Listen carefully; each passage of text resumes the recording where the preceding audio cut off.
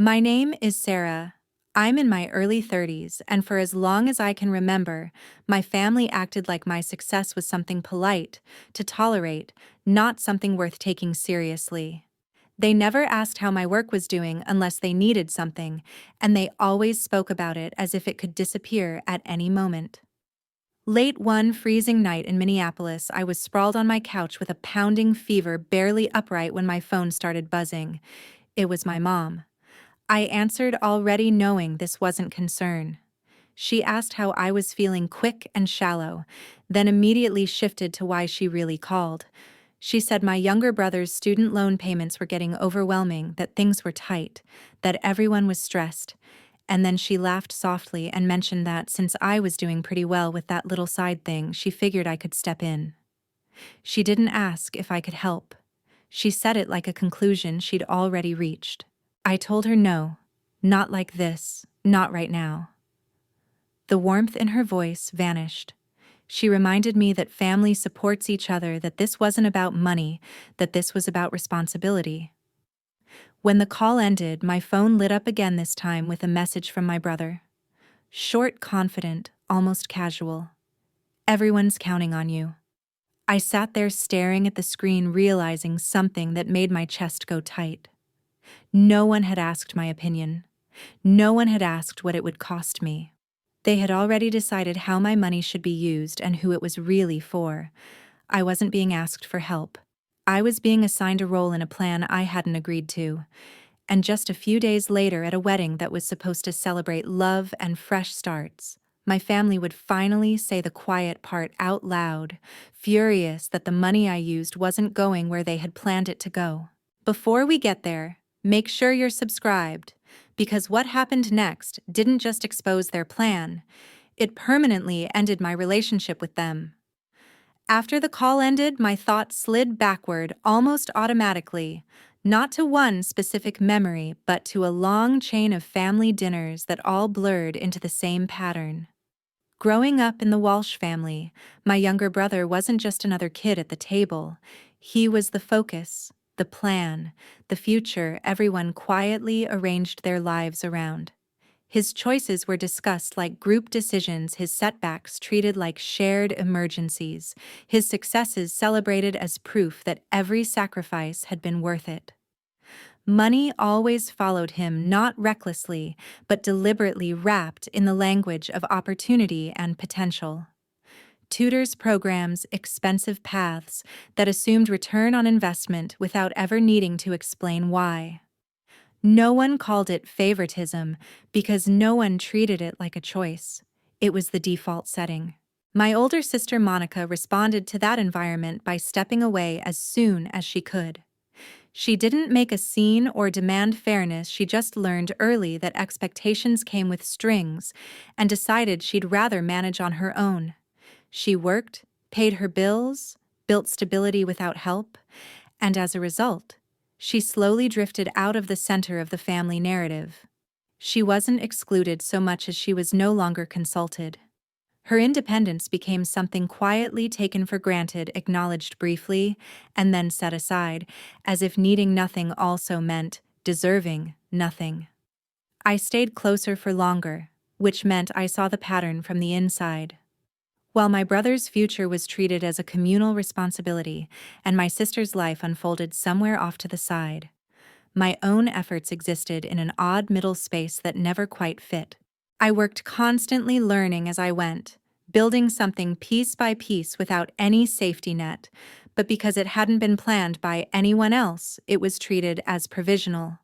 The questions I got were surface level, almost decorative, as if acknowledging my work fulfilled a social requirement rather than genuine interest. At dinners, I'd answer how things were going, and the conversation would pivot smoothly back to my brother like a reflex no one noticed anymore. Over time, I learned what didn't need to be said. I learned that resources flowed toward the person everyone believed in, that absence was easier to accept than quiet persistence, and that reliability could turn into expectation without recognition. When sacrifices were discussed, they were always framed as investments in the future, just never mine. When I pushed myself harder or chose stability over comfort, it was described as my preference, not my effort. Nothing about the arrangement was openly unfair, which made it invisible enough to survive. It lived in assumptions in what support looked like, in which dreams were treated as serious, and which ones were tolerated with amused patience. Success in my family wasn't measured by results alone, it was measured by whether it matched the story they had already decided to believe. That was why no one ever questioned leaning on me when things got tight. From their perspective, I was flexible, capable, and accustomed to carrying my own weight.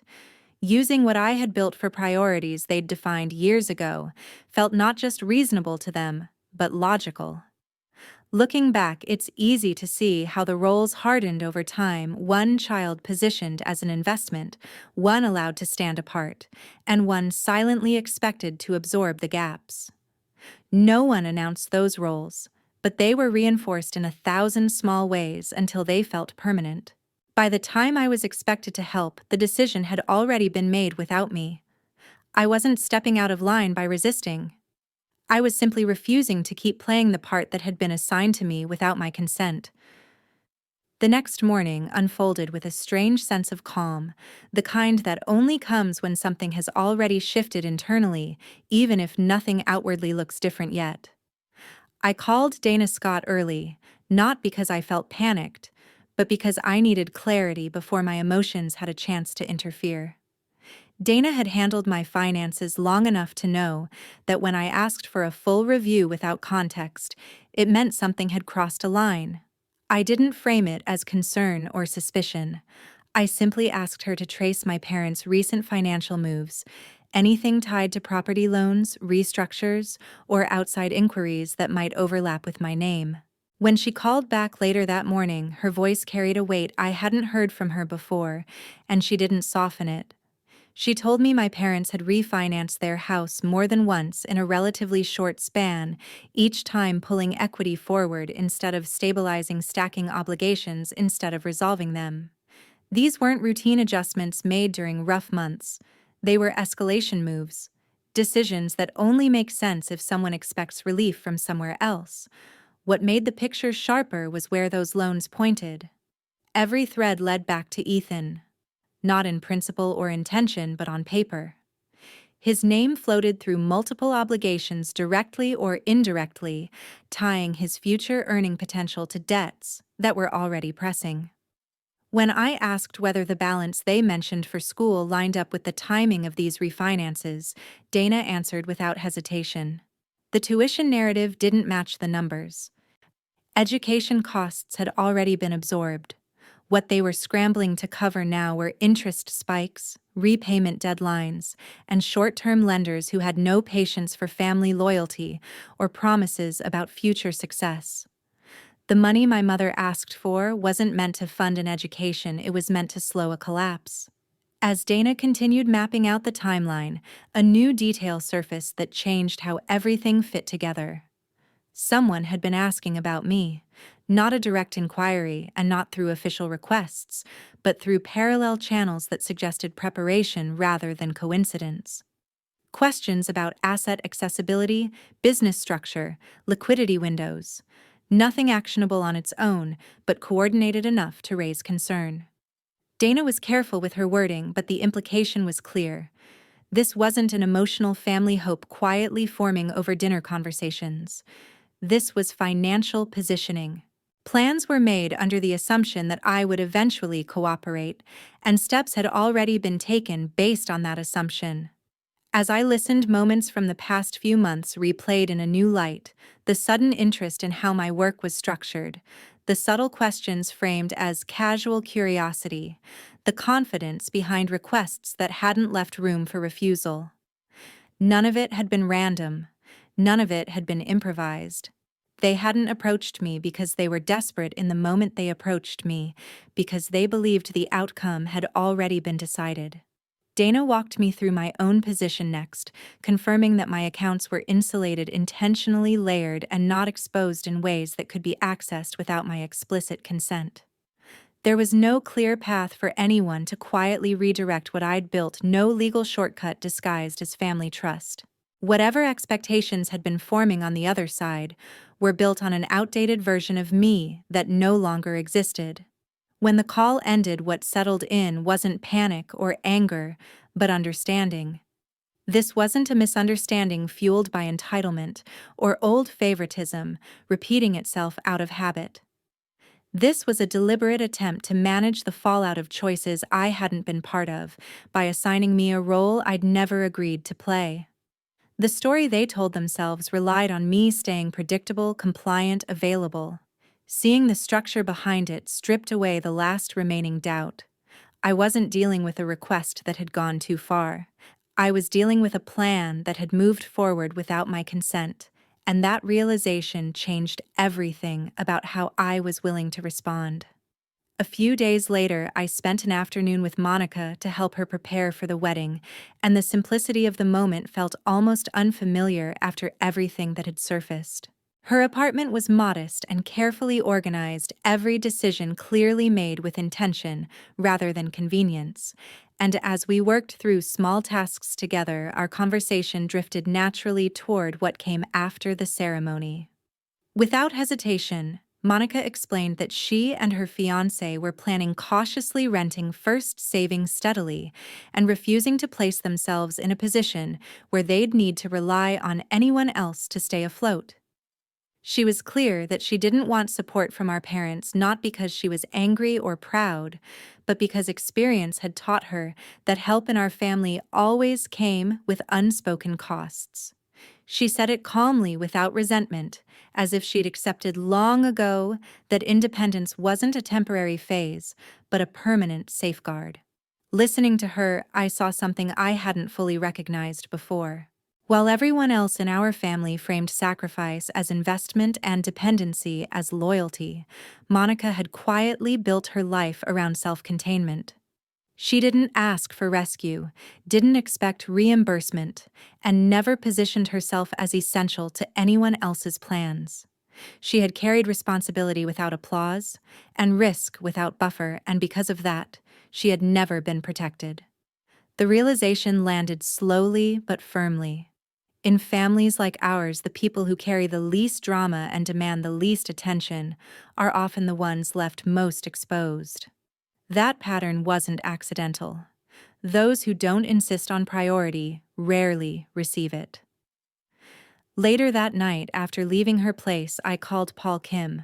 I didn't approach the conversation emotionally or explain my family dynamics. I told him exactly what I wanted: a house in Minneapolis that was livable, stable, reasonably priced, and aligned with real life rather than image. Paul understood immediately and stayed focused on practical details: neighborhoods with long-term reliability, properties that weren't overextended, timelines that allowed quiet execution. When he asked whose name the purchase would be under, I answered Monica's without pause and added that discretion mattered. There was no need for announcements or shared narratives. This wasn't about compensation or symbolism, it was about security. Over the following days, listings came and went, decisions were made methodically, and a house emerged that fit Monica's needs rather than anyone else's expectations of her life. The process felt different from past purchases. There was no hesitation, no calculation of return in praise or leverage. I wasn't trying to balance scales or rewrite history. I was responding to behavior. Monica had shown consistently and without asking for acknowledgement that she could carry weight without collapsing and responsibility without spectacle.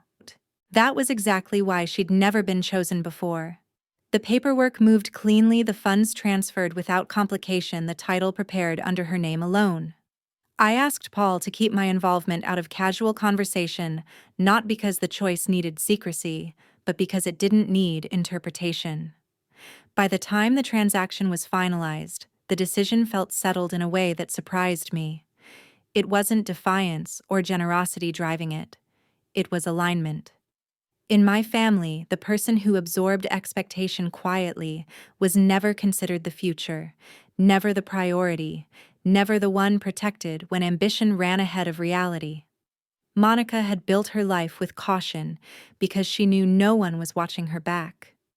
Choosing her wasn't an act against anyone else. It was recognition.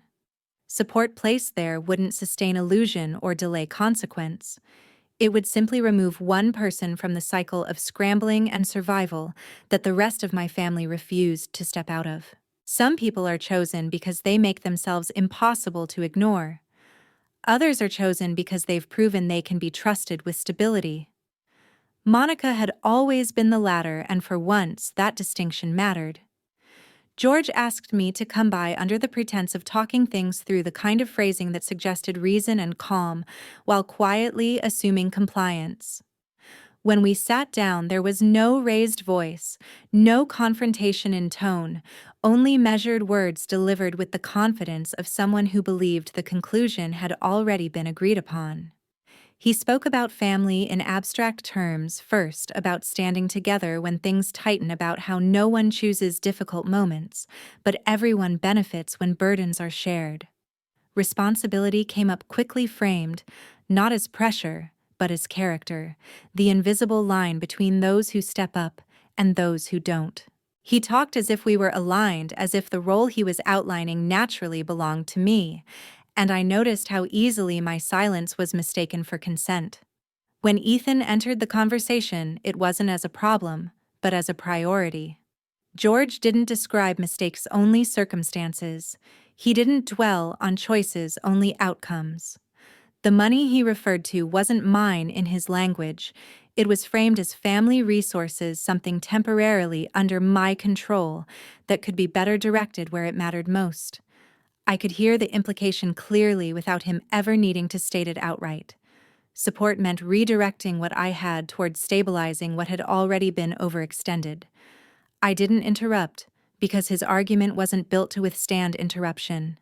It relied on moral weight, rather than logic, on tradition, rather than consent. As he spoke, I paid attention to what wasn't said. There was no curiosity about my position, no acknowledgement of how decisions had been made without my input, no recognition that what he called help was actually remediation. He spoke as if the imbalance that led us there was incidental, rather than structural. When he said that family helping family was normal, it landed as both true and incomplete.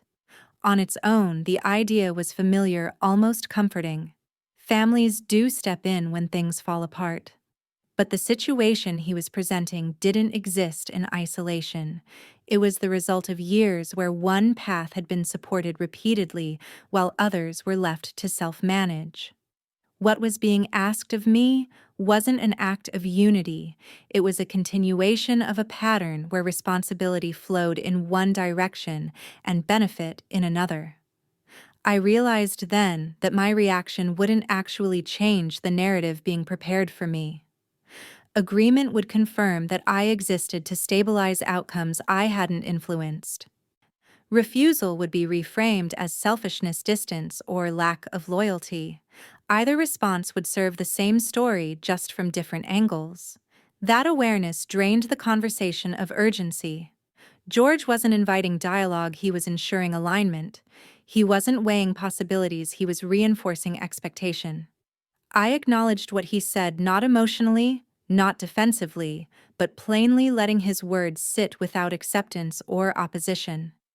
I didn't argue definitions or attempt to correct assumptions, because nothing about the exchange required persuasion on either side. The outcome had already been assigned. When the conversation ended, there was no resolution, only a clear boundary that hadn't needed to be spoken aloud. Walking away, I understood something fundamental. The conflict wasn't about money or even fairness.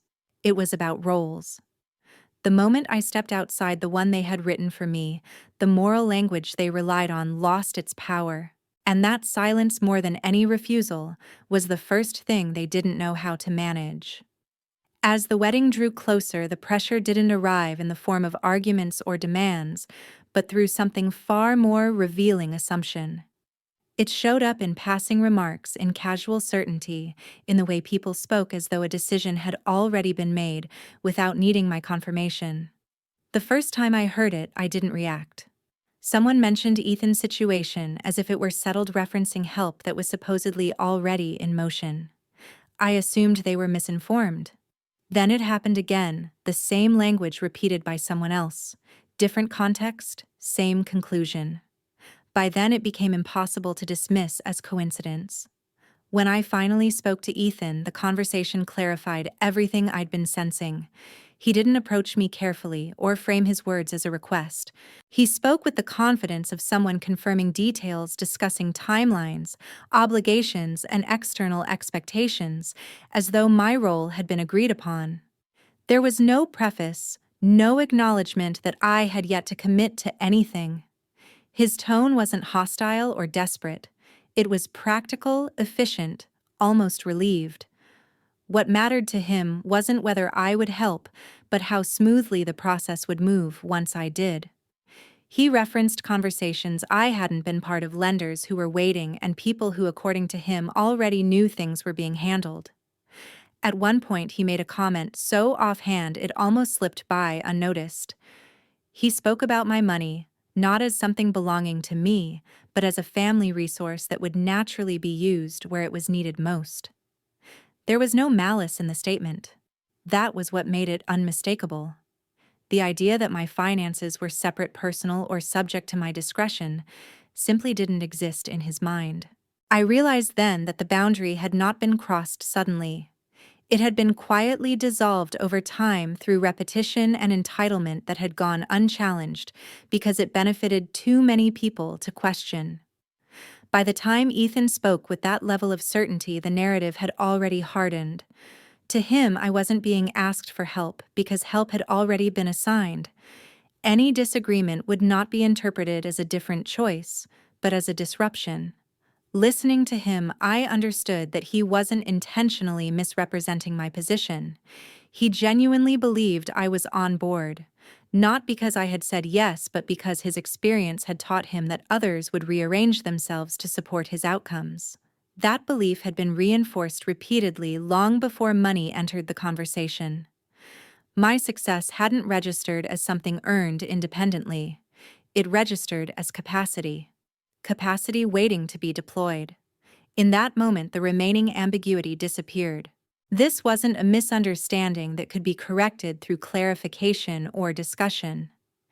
It was the result of a system where boundaries had never been respected enough to be considered real. Any attempt to negotiate would only confirm that my consent was a formality. Ethan wasn't asking for permission. He was operating on expectation. That was the point where the situation stopped being about helping family and became something else entirely.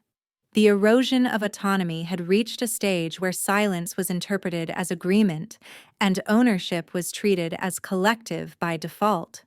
I didn't argue with him or list reasons why his assumption was wrong. There was no value in trying to reclaim space that had already been overwritten. Instead, I observed the moment for what it was.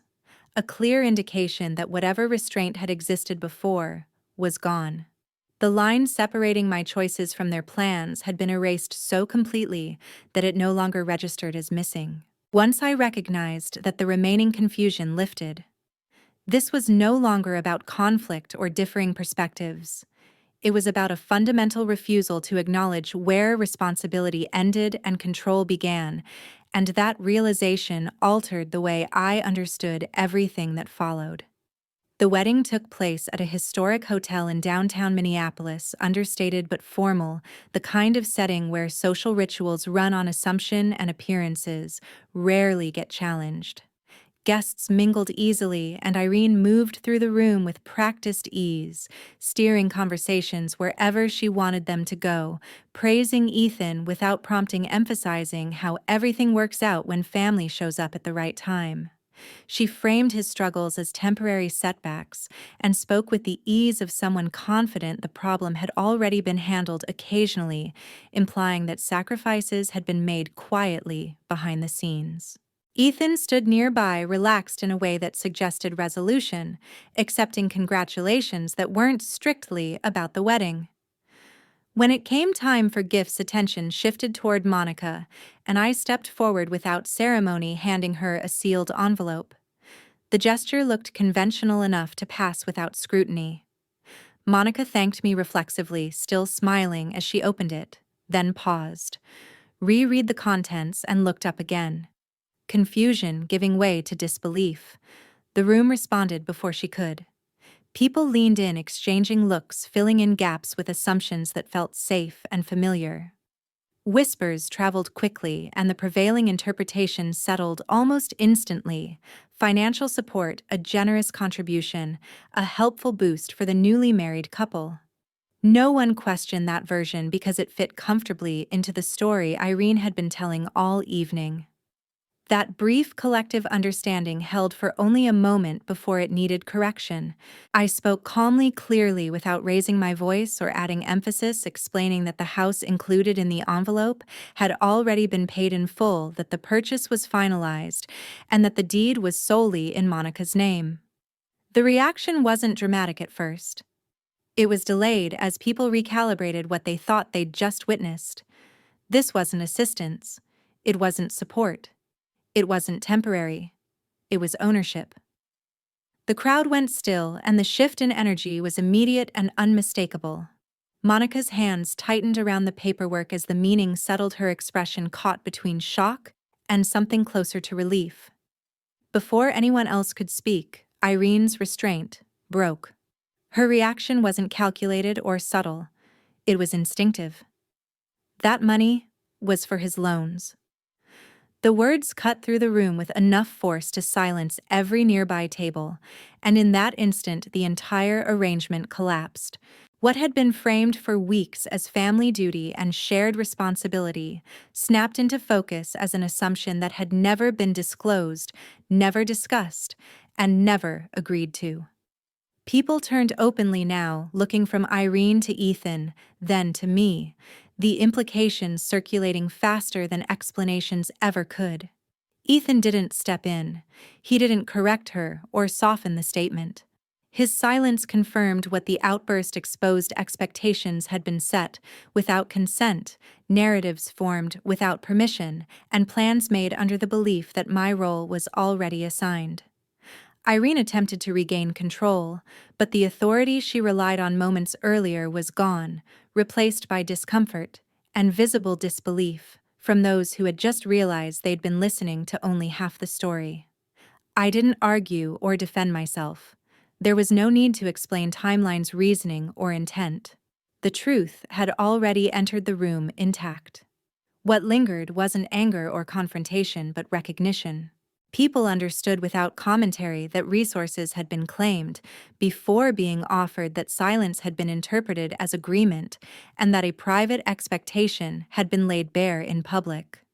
The ceremony resumed eventually, but the atmosphere had shifted permanently. Conversations became careful, laughter restrained, the sense of certainty Irene had cultivated no longer recoverable. Nothing about my decision changed in that moment. What changed was visibility. The plan that had depended on quiet assumptions no longer had the shelter of politeness, and once stripped of that, there was nothing left to disguise what it had been from the start. After the wedding, reality closed in quickly, not with confrontation or apologies, but through systems that no longer waited for anyone to catch up. Once it became clear that no outside money was coming, the loans tied to Ethan shifted from assumptions into obligations. Notices arrived. Deadlines were enforced. The leniency that had existed while promises floated in the background disappeared almost overnight.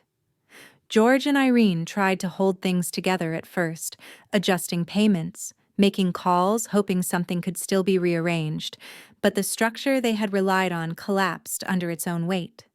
Without someone else stepping in to cover the gap, they were forced to act. Properties that had been leveraged quietly were listed. Assets they once described as secure were sold. Downsizing wasn't framed as a choice, but as a requirement to keep the damage from spreading further. The consequences unfolded methodically, indifferent to intent or emotion. Ethan faced the sharpest change. For the first time, responsibility settled where it had always belonged. Conversations that had once been casual became formal. Lenders spoke directly, no longer interested in future plans or implied support. Payment schedules were enforced, and decisions had to be made without the comfort of someone else absorbing the risk. There was no dramatic downfall, no sudden transformation. There was only the sustained pressure of accountability. Attempts were made to involve me as things tightened. At first, messages came framed as updates or logistical questions, then shifted into frustration and accusation when there was no response. I didn't answer. I didn't explain my silence or offer closure. Cutting contact wasn't an act of anger. It was execution of a boundary that no longer required debate. I stopped engaging entirely. Calls went unanswered. Access ended. There was no partial separation or slow retreat. The distance was complete. The only exception was Monica. That relationship remained intact by design, not obligation. We spoke regularly, but not about the fallout. Her life moved forward without contingency plans or borrowed stability. The house fulfilled exactly what it was meant to provide: independence, safety, ground. She didn't ask me to intervene or soften the consequences for anyone else. She didn't need to. Over time, the absence did what years of conversation never had. Without my presence to redirect pressure or absorb consequences, the family had to confront the results of their own decisions directly. There was no one left to interpret events in a way that preserved comfort. I didn't monitor their outcomes or check for regret. That wasn't my role anymore. Resolution didn't come through reconciliation or understanding. It came through removal. Walking away didn't give me anything new. It stopped a loss that had been ongoing for years. The peace that followed wasn't emotional or dramatic. It was practical, stable, quiet. Accountability finally settled where it belonged, and once it did, there was nothing left to negotiate. The cut held, and nothing after that required my involvement. Thank you all for taking the time to watch the video. If you found this story meaningful, don't forget to like, leave a comment sharing your thoughts, and subscribe to the channel so you don't miss any upcoming videos.